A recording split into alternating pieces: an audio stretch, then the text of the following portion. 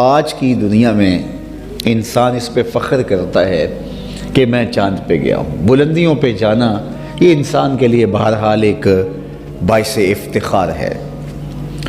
یہ جو چھلانگیں لگاتے ہیں اور اچھلتے ہیں، تو اگر کوئی باقیوں کی نسبت تھوڑا سا اونچا اچھل لے تو وہ بھی ناز کرتا ہے کہ میری چھلانگ اونچی ہے، اور جو چھلانگ لمبی لگا لے تو وہ بھی فخر کرتا ہے کہ میری چھلانگ باقیوں کی نسبت سے لمبی ہے۔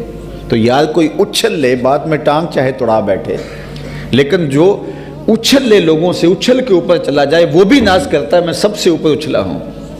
تو پھر انسان کی طبع میں یہ چیز رکھی گئی ہے کہ وہ بلندی کو، چاہے مادی بلندی ہو، چاہے فکری بلندی ہو، چاہے اس کی جو ہے وہ مال و دولت کے اعتبار سے عروج ہو، علم و فہم کے اعتبار سے اس کا عروج ہو، منصب داری کے اعتبار سے اس کی بلندی ہو، اس پر انسان فخر کرتا ہے۔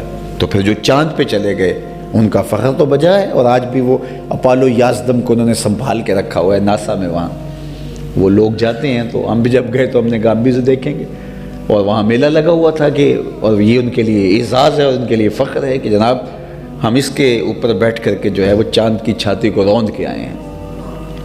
تو وہاں انسانیت کا فخر ایک اعتبار سے سارا فخر سے بلند ہوتا ہے کہ انسان نے جو ہے وہ چاند کی چھاتی کو روندا ہے۔ تو پہلے تو بات میں عرض کیا کہ چاند پہ لوگ جا کے فخر کر رہے ہیں، لیکن یہ چاند میرے حضور کے قدموں میں آیا ہے۔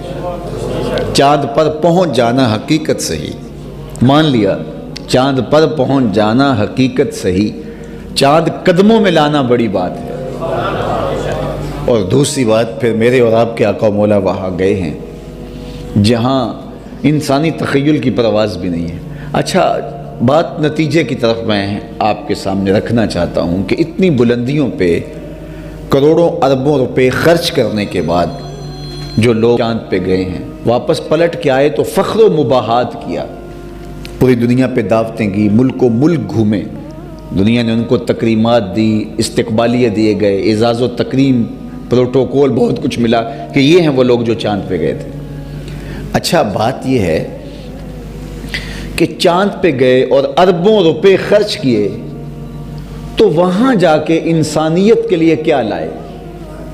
یہ کسی ملک کا فخر ہو سکتا ہے کہ وہ چاند پہ گئے، فخر تو ہو سکتا ہے، کسی فرد کا فخر ہو سکتا ہے کہ وہ چاند پہ ہو کر کے آیا ہے، لیکن بات یہ ہے کہ نتیجہ کیا ہے؟ وہ چاند پہ اگر گیا ہے، مان لیا اس کو، وہ انسانیت کے لیے کیا لے کر آیا ہے؟ فخر کرنا کہ میں چاند سے ہو کے آیا ہوں، یہ ایک اور بات ہے۔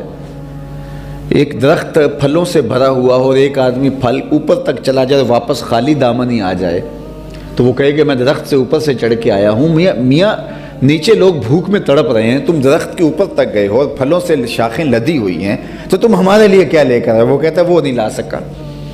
چاند پر گئے تو انسانیت کے لیے کیا لے کر آئے؟ تو وہ مٹی ہے تھوڑی سی، وہ جو دکھاتے ہیں کہ جناب یہ چاند کے سینے سے مٹی اٹھا کر کے ہم لائے ہیں۔ تو مجھے بتائیے کہ زمین پہ مٹی پہلے تھوڑی تھی کہ چاند پہ گئے بھی تو مٹی اٹھا کے لائے، لیکن میرے اور آپ کے آقا و مولا بلندیوں پہ گئے تو امت کی نجات کی ضمانت لے کر آئے، امت کے لیے رب سے ملاقات اور بندگی کا سلیقہ لے کر آئے، 50 نمازوں کی شکل کے اندر۔ یہ تحفہ ہے معراج کا۔ اللہ اکبر۔ سورۃ الفاتحہ، اس کو سبع مثانی اس لیے کہتے ہیں، یہ آیتیں 2 مرتبہ نازل ہوئی ہیں۔ ایک مرتبہ جب حضور گئے تو اس وقت یہ آیتیں لے کر آئے۔ عرش الہی کے نیچے ایک خزانہ خاص ہے، وہاں سے حضور کو تحفے ملے۔ خاص طور پہ بندے کے لیے سب سے بڑا اعزاز بندگی ہے، اور بندگی کا عملی ظہور نماز سے ہوتا ہے۔